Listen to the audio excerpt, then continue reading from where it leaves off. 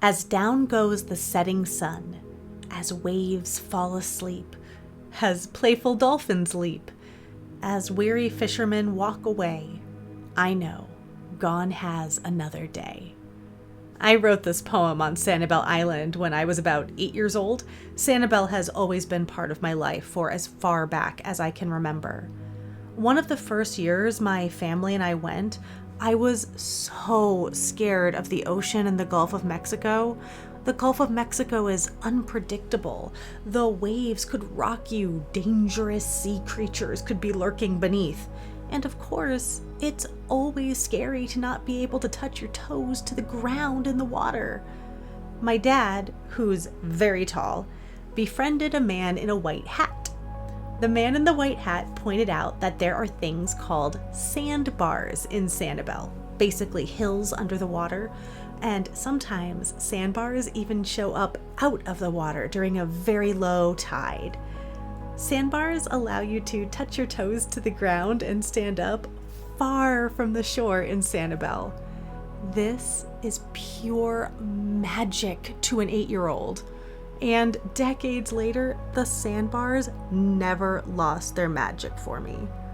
I went to summer camps, traveled the world, went to college in Michigan, moved to New York City, and yet somehow my family and I always found time to go back to Sanibel. I remember being so scared that I might step on a sharp shell, so that I would always wear water shoes in the water. And then one year I decided to embrace my full mermaid and go barefoot. It was so freeing.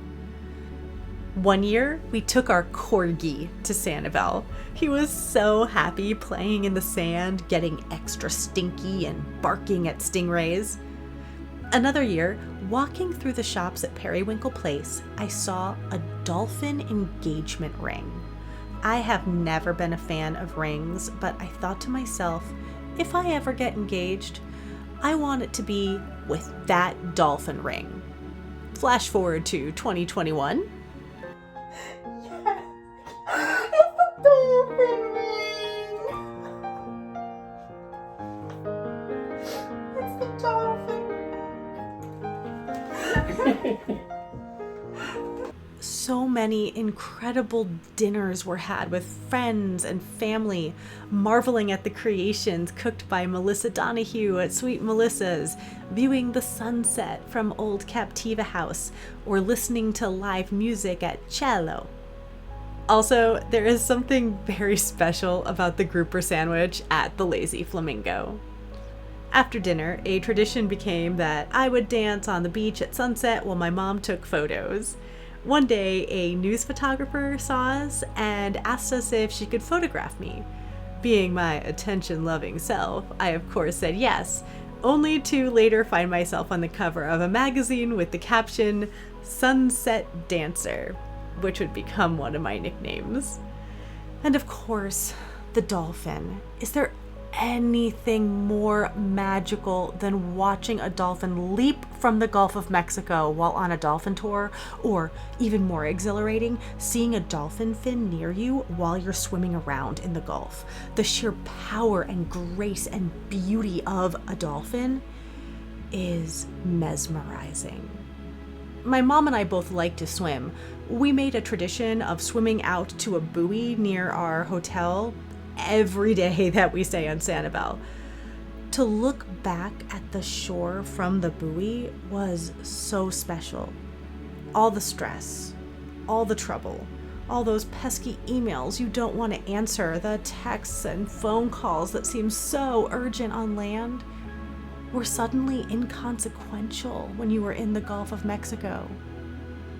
E.E. Cummings wrote, "For whatever we lose, like a you or a me, it's always ourselves we find in the sea."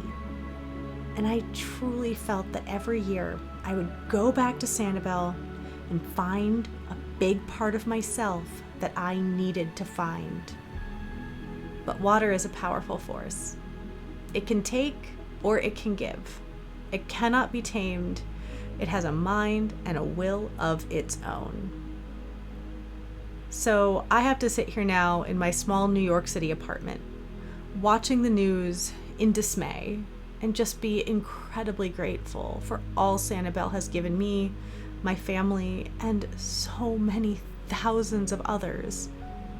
As a New Yorker, and specifically a New York City tour guide who specializes in World Trade Center site tours, I know that when the world comes together to help rebuild, we can all rise like a phoenix from the ashes, stronger than we were before.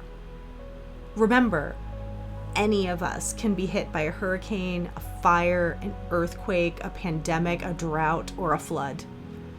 I hope the world gives generously to Florida, and I hope that Florida will return the favor and give generously to the world once they have risen from the ashes.